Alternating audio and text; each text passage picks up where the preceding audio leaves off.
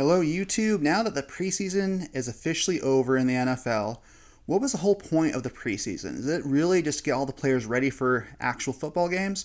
Or is it for something else? Is it to show your new flashy rookie and see how well they do in a game that actually it doesn't really matter, but it's still real game experience? So we're going to kind of talk about that today. So ultimately, preseason games are meant to simulate a real game and real game prep, both on and off the field. It's to take all of your players that you've been with throughout the entire offseason and training camp, who you've been playing next to or you've been helping grow throughout the entire offseason, who you've been working with, and to see how they do in a real game environment. So usually up until the preseason, all the head coaches, all the coaches, all the players have been together. A lot of the players have been with their position coaches, and they've been studying their offense or defense, their game plan, their game technique.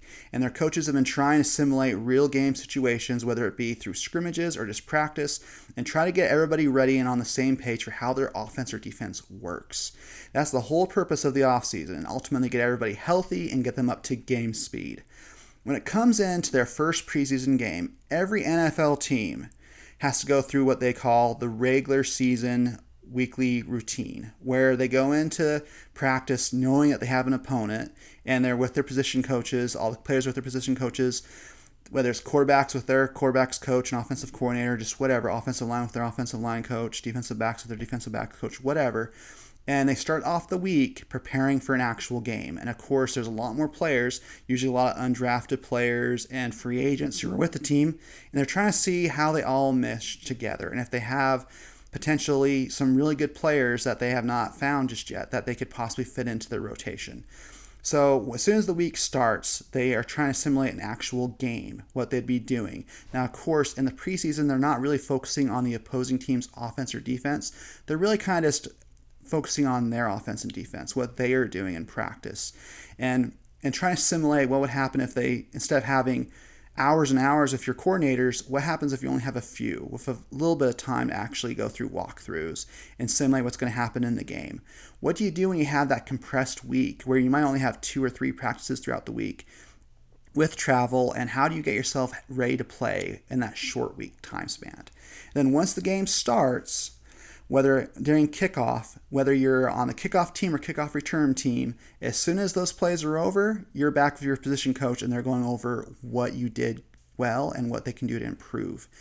And then it continues on where after every offensive and defensive outing, they go back to their position coaches, quarterbacks go back to their quarterback coach, and they figure out what they did well. Same thing with offensive line, wide receivers, defensive line, linebackers, defensive backs. Everybody goes back and meets with their position coach, and they try and make adjustments for what the opposing team is doing.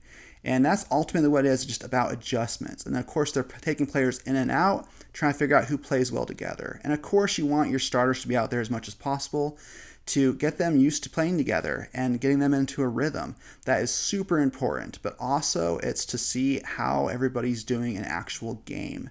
If there has been something that's changed, if you do have a bunch of veterans on your team, who still fits the mold and who ultimately needs to be replaced? Is there a better player behind them that needs to get playing time?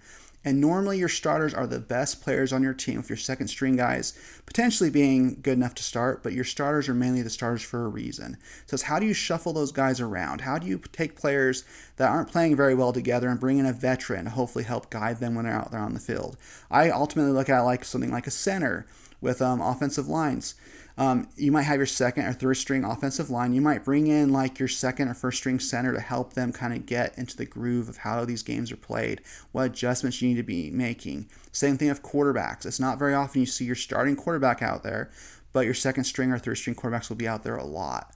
And it's ultimately seeing what they're seeing on the field, what adjustments they are making. Same thing with running backs. You may not want your starting running back to take too many hits in the preseason, but you might want your second string, third string running backs out there a lot. See how well they do running behind certain offensive linemen. Are they really good Are they really good run linemen? Are they really good for run plays? Are they really good for pass plays? How well do they actually play? Same thing on defense. Do they have really good defensive linemen who can plug gaps and stuff the run? What can their linebackers do? Defensive backs, do they have corners that can stick with their man throughout the entire game? So there's so many questions that they're trying to figure out when they're actually having these simulated games, these preseason games. And as soon as the game is over, all the coaches, the assistant coaches, head coaches, everybody gets together and they kind of discuss what went right and what went wrong. And it's also a good time for the head coach to evaluate their position coaches and see what they're doing, and if there can be anything that can be improved. And mainly all the coaches, they talk about that on their way home from the game, if they're traveling, or just the next time they all get together the following week. And then ultimately they all break off into their different positions again, to their different position groups, and go over what they need to change. And then the second game happens, and then hopefully they've made good adjustments. They've got good evaluational data from players. And then going into the third season game, it's kind of, who else do we need to see? Who have we seen enough of? Is there a position group that hasn't been doing very well as a whole? Who can they put in there to hopefully help them succeed a little bit better in a real game situation? And a lot of times there are players who do very well in the off season and training camp, and then once the actual games start at game speed, they don't do very well. Whether it be the preparation before the game or in the game, they may not be as prepared as they should be with the whole off season of preparation.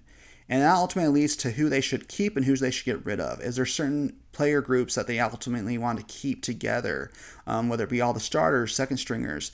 Do those groups work very, very well? And then ultimately, do they have rookies and free agents and undrafted players that they need to evaluate who they want to keep? Is there a position group that's doing very, very well, and they need to try to keep that group intact? And then what else can they do to try to improve all the different parts of their game? So it's really one of those evaluation processes where a lot of fans look at like it's supposed to be entertainment. It's supposed to be, let's see if our players can win a game when they don't have all their starters in there, or just whatever. Can we see our rookie quarterback play?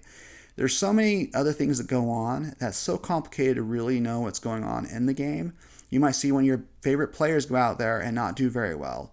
But who's out there with them? Is it the players around them that could be the issue? Is it the opposing team that could be the issue?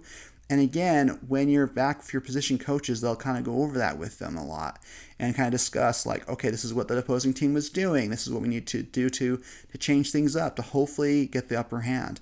So there's so many little small adjustments. And again, you can do all that in the preseason where it doesn't count towards your record, and really kind of just like really solidify your game plan as well as all of your position groups and see who's ready for actual NFL play.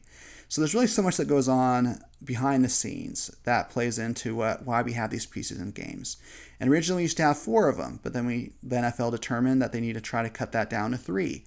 Just because there wasn't that much entertainment value, not so many people were watching. So really, it's just one of those fun ways for you to be able to see who all the unknown players are on your team and to see how well they can do, especially your rookies.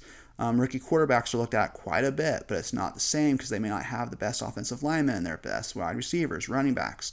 Then ultimately, it kind of depends on when these players come into the game. Where are they on the field? And all their coaches look at everything and determine who are the best to play on Sundays. So there's really just so much that goes into it, and it's really more for the coaches and the players than it is the fans. It's just fun to be a spectator and kind of to see what's going on and have fun with it. But really, it's more for the coaches and the players to kind of be on the same page and then get a little bit of entertainment value as well. So thank you so much for watching my video, and I will catch you on the next one.